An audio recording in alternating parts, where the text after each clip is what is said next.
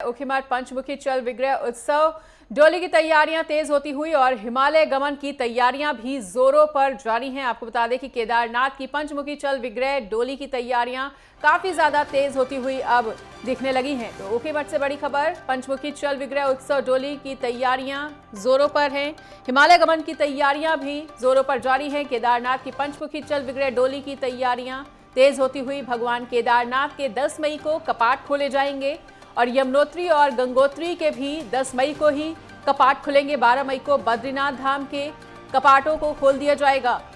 तो पंचमुखी चल विग्रह उत्सव डोली की तैयारियां काफी ज्यादा जोरों शोरों पर हैं। हिमालय गमन की तैयारियां भी जोरों पर जारी हैं। केदारनाथ की पंचमुखी चल विग्रह डोली की तैयारियां तेज होती हुई भगवान केदारनाथ के 10 मई को कपाट खोल दिए जाएंगे, जिसका सभी को बेसब्री से इंतजार है। वहीं यमुनोत्री और गंगोत्री के भी 10 मई को ही कपाट खुलेंगे।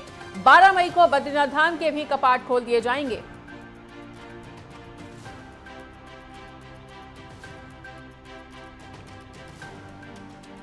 तो केदारनाथ की पंचमुखी चल विग्रह डोली की तैयारियां काफी ज्यादा जोरों शोरों पर चल रही हैं। लोग नाचते गाते हुए, झूमते गाते हुए नजर आ रहे हैं और भगवान को देखने के लिए उत्सुक हैं। और 10 मई को भगवान केदारनाथ के कपाट खोल दिए जाएंगे। 12 मई को बद्रीनाथ धाम के भी कपाट खुल जाएंगे। 10 मई को ही गंगोत्री और यमुनोत्री के भी कपाट खुलेंगे और भगवान के आगमन के लिए, उन्हें बुलाने के लिए और उन्हें देखने के लिए जो श्रद्धालु हैं वो बेहद उत्सुक और उत्साहित नजर आ रहे हैं। और इसी बीच हमारे साथ हमारे सहयोगी उपेंद्र सिंह राणा जुड़ चुके हैं, उनका रुख करना चाहेंगे। तो उपेंद्र, 10 मई को भगवान केदारनाथ धाम के एक बार फिर से कपाट खोल दिए जाएंगे। श्रद्धालुओं में कितना उत्साह, कितनी ज्यादा उत्साहित जनता? देखिए, बिल्कुल जिस प्रकार से 10 मई को सुबह 7 बजे जो है बाबा केदार के कपाट जिस प्रकार से खुलेंगे, उसके साथ ही जहां पर 6 माह तक जो प्रवास जिस प्रकार से बाबा केदार के रहते हैं, वहाँ ऊखीमठ में जिस प्रकार से जो उनके क्षेत्रपाल देवता हैं, भैरव देवता की पूजा अर्चना कल देर शाम तक जो है वो पूर्ण तरीके से संपन्न हो चुकी है। और आज ऊखीमठ से जिस प्रकार से जो चल विग्रह डोली है, ऊखीमठ से अब कुछ ही देर बाद जो है वो रवाना होगी और वहाँ पर श्रद्धालुओं में जो है काफ़ी उत्साह जो है वो देखने को मिल रहा है। तमाम जो श्रद्धालु हैं वो झूमते हुए, गाते हुए जो है वो नाच रहे हैं। और आज जिस प्रकार से जो है मिलिट्री बैंड के साथ बाबा केदार की चल विग्रह डोली जो है आज रवाना होगी।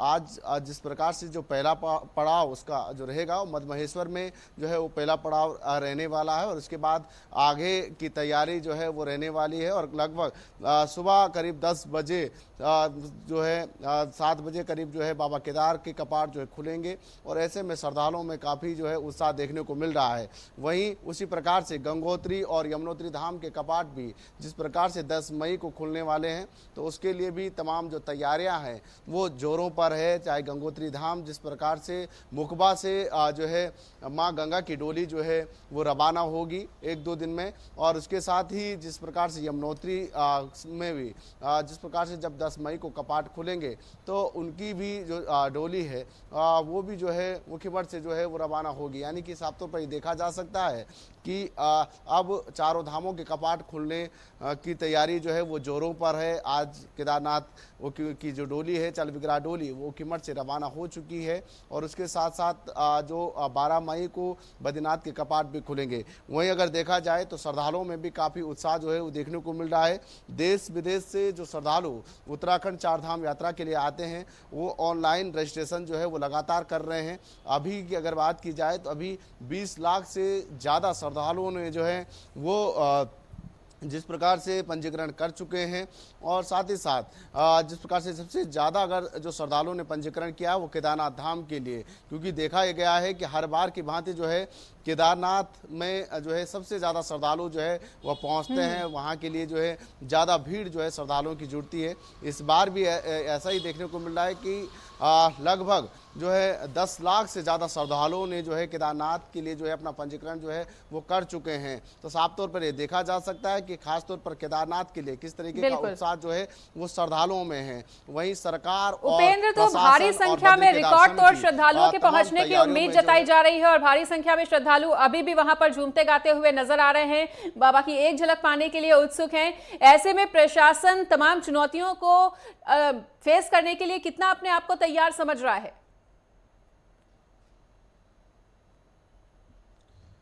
देखिए, जिस प्रकार से जो रिकॉर्ड तोड़ यात्री का दावा जो पिछले साल था कि 56 लाख यात्री जो है पिछले साल जो है 4 धामों में पहुंचे थे, और इस बार भी ये माना जा रहा है कि 56 लाख का रिकॉर्ड तोड़कर इस बार ज़्यादा संख्या में जो है फिर से श्रद्धालु जो है 4 धामों के लिए पहुंचेंगे। लेकिन अगर मौसम ने साथ दिया और साथ ही साथ जिस प्रकार की जो व्यवस्थाएं सरकार की ओर से अगर ठीक रही, तो सबसे ज़्यादा श्रद्धालु जो है आने की उम्मीद जो है इस बार भी जताई जा रही है। और इसके लिए प्रशासन लगातार जो है वो काम कर रहा है।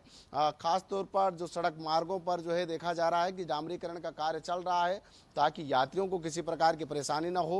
स्वास्थ्य से संबंधित तमाम जो तैयारियां स्वास्थ्य विभाग की ओर से जो है वो की जा रही है।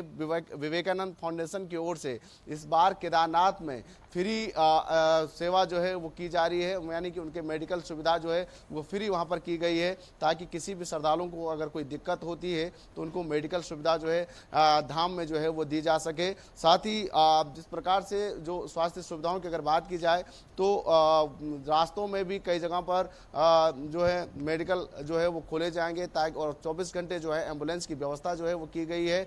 और उसके साथ साथ जो हवाई सेवा है, हवाई एम्बुलेंस है, उसकी भी मदद जो है वो इस बार ली जा रही है।